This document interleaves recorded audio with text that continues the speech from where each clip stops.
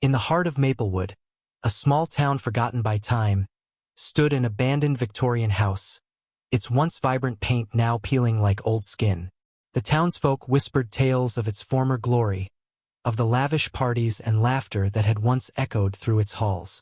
But now, it loomed like a dark sentinel, casting long shadows over the cracked pavement of Ashford Street. As the sun dipped below the horizon, a chill crept into the air, wrapping the town in a shroud of dusk.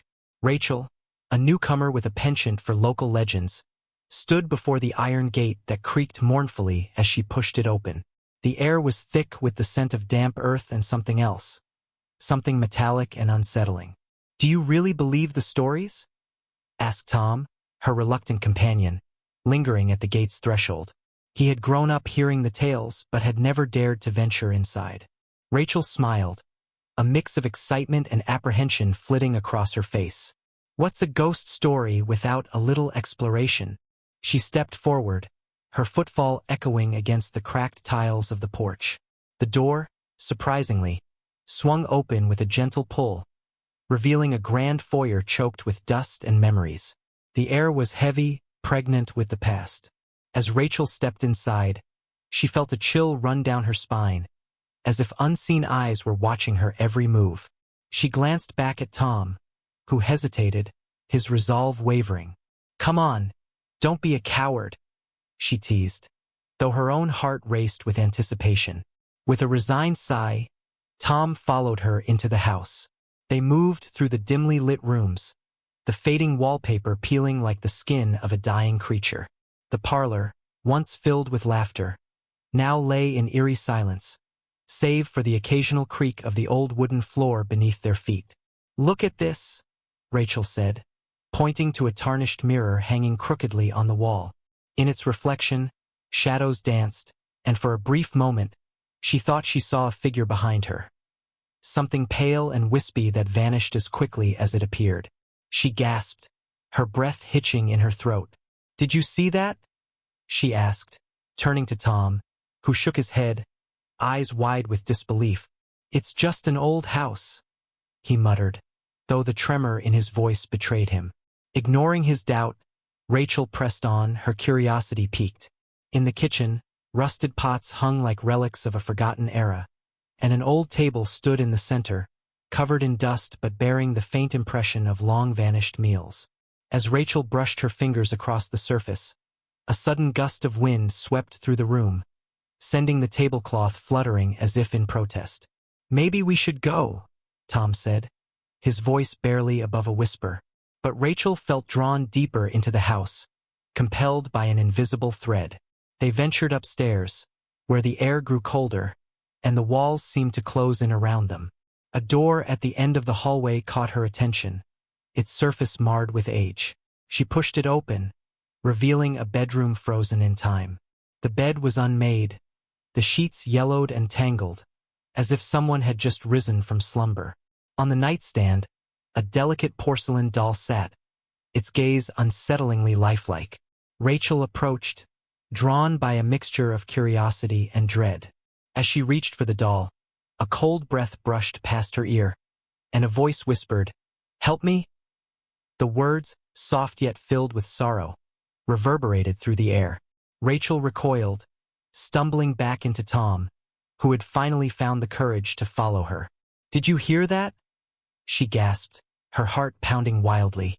Tom nodded, his face pale. "We need to leave. Now." But before they could retreat, the door slammed shut behind them with a deafening bang. The room plunged into darkness, and the air thickened, as if it were alive. They could hear a soft, mournful weeping that seemed to emanate from the very walls, wrapping around them like a shroud. "Who are you?" Rachel cried out, her voice trembling. The room shifted, shadows swirling, and suddenly, the ghostly figure of a woman appeared. A silhouette draped in tattered white, her face obscured but eyes glistening with unshed tears.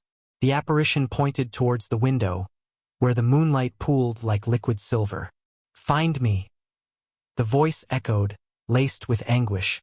Rachel felt an overwhelming wave of sadness wash over her, and with it, the understanding that the ghost was bound to this place by a sorrowful past, Lost love, betrayal, or perhaps a tragedy that had never seen closure. Just then, Tom grabbed her arm. "We have to go." With a final glance at the ghostly figure, Rachel turned to run, Tom's grip pulling her toward the door. As they burst out into the hallway, the house seemed to exhale, the weight of the past lifting ever so slightly. They stumbled down the stairs and out into the cool night air, gasping as they crossed the threshold into freedom. Behind them, the house stood silent once more, its dark windows like eyes watching their escape. Though they had fled, the image of the weeping woman lingered in Rachel's mind, a reminder of the unresolved pain that haunted not only the house but perhaps the entire town. And as they walked away, the wind whispered through the trees, carrying with it the ghost's lament, a sound that would echo in Rachel's heart long after they had left Maplewood behind. As Rachel and Tom stumbled away from the Victorian house, the weight of what they had just experienced settled heavily on their shoulders. The street lamps flickered uncertainly, casting long shadows that danced ominously in the night. "What just happened?" Tom panted, trying to catch his breath. The adrenaline of their escape faded, replaced by a thick silence that hung in the air like an unresolved chord. I think she was trying to tell us something," Rachel said, her mind racing. She felt so sad, so lost. It's like she needed our help. Tom shook his head. "Or maybe she wanted us to join her. We shouldn't have gone in there. That place is cursed." But Rachel's curiosity had ignited a flame within her that she couldn't extinguish. What if the key to her story is still inside? What if we can help her find peace? Tom frowned, his eyes darting back to the house, its dark silhouette now just a shadow against the moonlit sky. "We don't know anything about her. What if we're getting in over our heads?" Rachel felt a pang of frustration, but deep down, she understood his fear. Still, she couldn't shake the ghost's mournful plea from her mind. "We owe it to her to find out more. We can't just leave her like that." As they made their way back to the edge of the property, the wind picked up, rustling the leaves in a chorus of whispers that sounded almost like voices. The tension in the air thickened, as if the house itself were urging them to return. "Let's look for clues," Rachel suggested, her determination growing stronger. "If we can figure out who she was, maybe we can help her find what she lost." Reluctantly, Tom nodded, the spark of adventure igniting in his eyes. "All right, but we need to be careful. If something happens, I'm not sure I'll be able to handle it." They crossed back through the gate, which creaked ominously as they entered the yard. The house loomed over them, an oppressive presence, but now it seemed less like a monster and more like a wounded soul. "Let's start in the attic," Rachel proposed, recalling the rumors she'd heard about the house's history. It was said that the attic contained forgotten treasures and relics of the past, perhaps even remnants of the ghost's life. As they climbed the stairs once more, the air grew colder, each step echoing their resolve. They reached the attic door, which creaked open at their touch, revealing a room cluttered with dust-covered furniture and boxes. The faint smell of mildew hung in the air, mixed with a lingering sweetness, like the ghost of perfume. Rachel stepped inside, her heart racing. "Help me find anything that might tell us about her." Tom hesitated at the threshold, the shadows creeping around him as if alive. "I'll stay close," he muttered, stepping in just behind her. Together, they began rummaging through the boxes, uncovering forgotten trinkets, old photographs, brittle letters, and tarnished jewelry. Each item they touched seemed to resonate with a story, a fragment of a life once lived. Rachel picked up a faded photograph, the image of a young woman with bright eyes and a gentle smile. She clutched a bouquet of flowers, surrounded by friends who appeared blissfully unaware of the darkness that would come to overshadow their lives. "This might be her," Rachel said, holding the photo up for Tom to see. He leaned in, peering closely. "But who are they? What happened to her?" Just then, Rachel's fingers brushed against a small, ornate box tucked away in a corner. It was intricately carved, with swirling designs that hinted at its age. With a mix of anticipation and dread, she opened it, revealing a delicate silver locket. Inside, a tiny portrait of the same woman stared back at them, but there was more, an inscription on the back, worn but legible. To my dearest Eliza, forever yours. Her name was Eliza, Rachel whispered, her voice trembling with excitement and sorrow. She was loved. As they pieced together the fragments of Eliza's life, a deep sadness enveloped them. It became clear that her love story had turned tragic, likely tied to the very house in which they stood. What could have caused her spirit to linger here, trapped in sorrow? Suddenly, a cold breeze swept through the attic, sending chills down Rachel's spine. The shadows flickered, and the temperature dropped sharply. She glanced toward the attic window, where the moonlight seemed to dim momentarily. "Do you feel that?" Tom whispered, his face pale. Before Rachel could respond, the atmosphere shifted, and Eliza's figure reappeared before them, ethereal and heart-wrenchingly beautiful. Her eyes shimmered with unshed tears, and the air around them seemed to pulse with her energy. "Help me," she whispered again, her voice echoing in the confined space. Rachel's heart raced. "What do you want us to do?" The ghost pointed toward a corner of the attic, where an old trunk lay hidden beneath a tattered sheet. As if compelled by an unseen force, Rachel moved toward it, her hands trembling with anticipation. Tom followed, glancing nervously at Eliza's spectral form. "I don't like this," he muttered, but his feet moved forward nonetheless. With a deep breath, Rachel knelt before the trunk, the air electric with expectation. As she lifted the lid, the scent of aged paper wafted up, mingling with the musty air of the attic. Inside, they discovered a collection of letters tied with a fraying ribbon, each marked with the same elegant handwriting. As Rachel pulled the first letter free, she felt a surge of emotion wash over her, an intimate glimpse into Eliza's heart.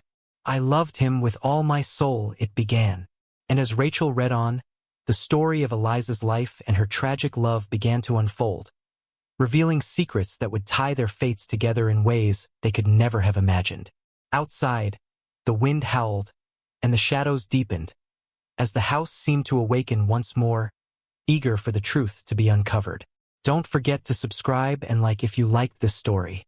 As Rachel read the first letter, the words seemed to pulse with life, revealing Eliza's longing and despair.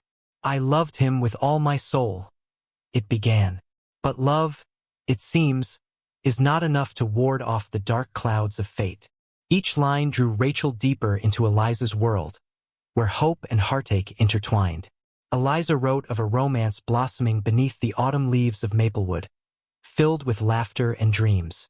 But shadows lurked just beyond the glow of their affection. A rival suitor, envious and cruel, had emerged, determined to tear them apart. The letters spoke of clandestine meetings and whispered promises. But as the pages turned, Rachel sensed a shift, a foreboding that hung like a storm cloud over Eliza's words. "On the eve of our engagement," she read aloud, her voice trembling, "I caught a glimpse of him in the arms of another. I could scarcely breathe. My heart shattered into 1,000 pieces." Tom shifted uncomfortably beside her, the weight of Eliza's sorrow pressing down on them. "What happened next?" he asked, his eyes wide, caught up in the unfolding drama. Rachel continued, her heart aching for the girl who had once filled the pages with dreams. The next letter spoke of a confrontation, a desperate plea for the truth, and a promise made beneath the old oak tree where they had carved their initials into the bark. "He swore he loved me," Eliza wrote. Yet the shadows of doubt loomed ever larger.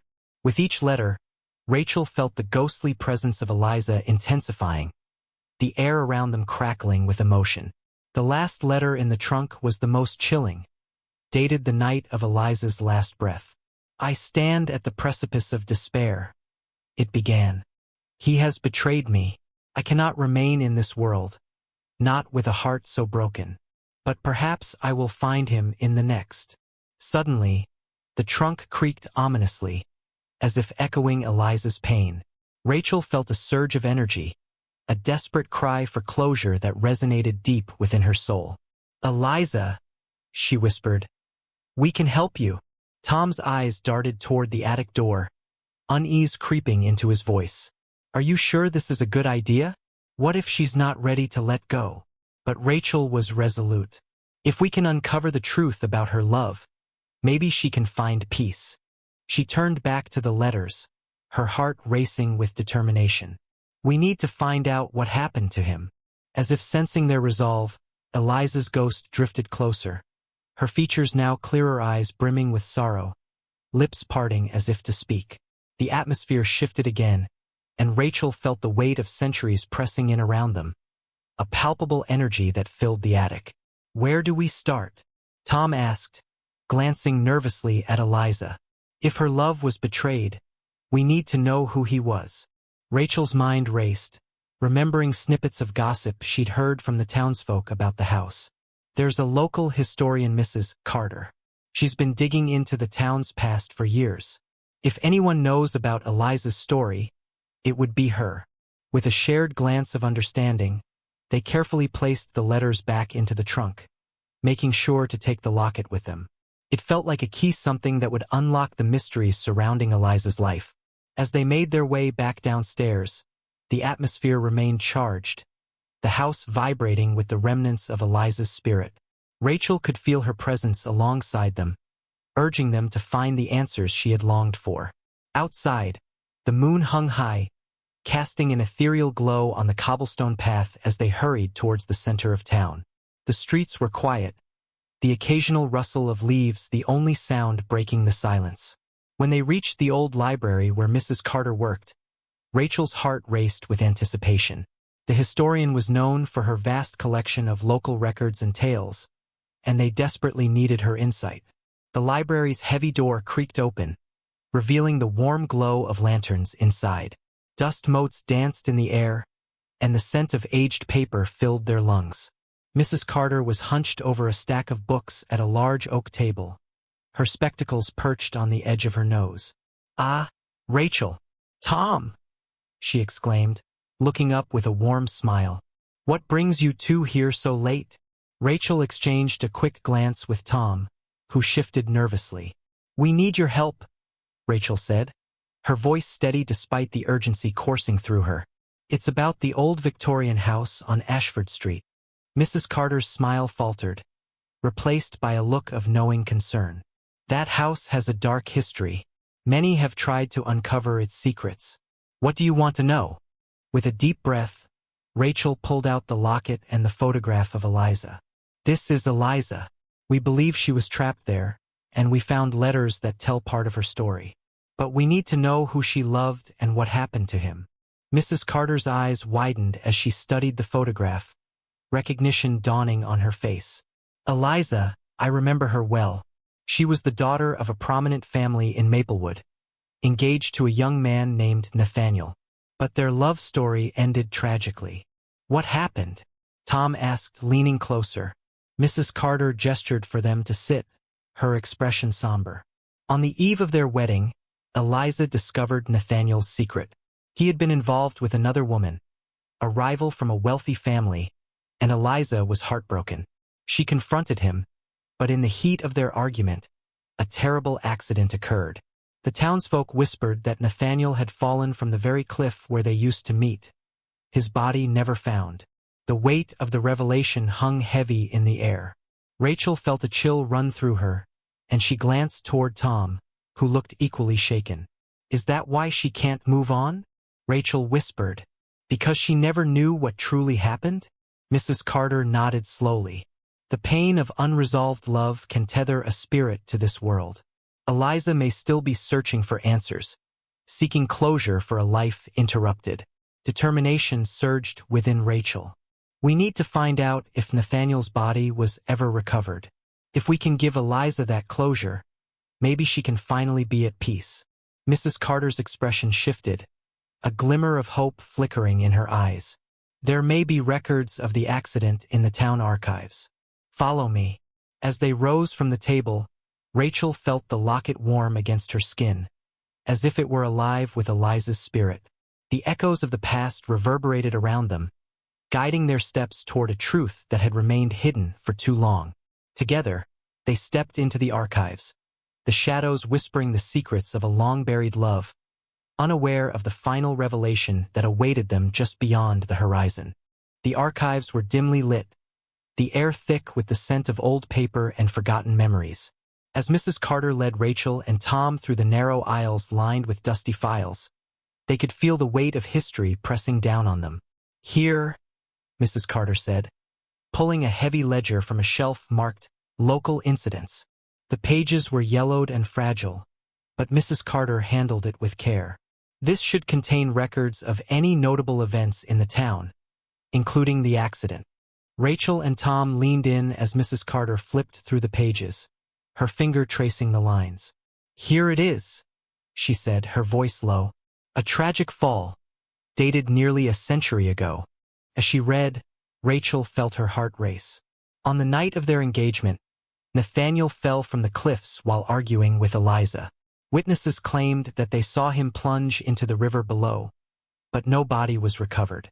The incident was ruled an accident, but many believed there was more to it, perhaps foul play. Rachel's mind spun. "Foul play? You mean someone could have pushed him?" Mrs. Carter nodded gravely. It was rumored that the rival suitor had been watching them, filled with jealousy.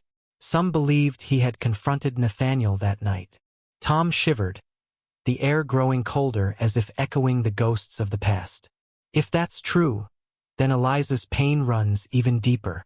She not only lost her love, but she may have carried the guilt of his death.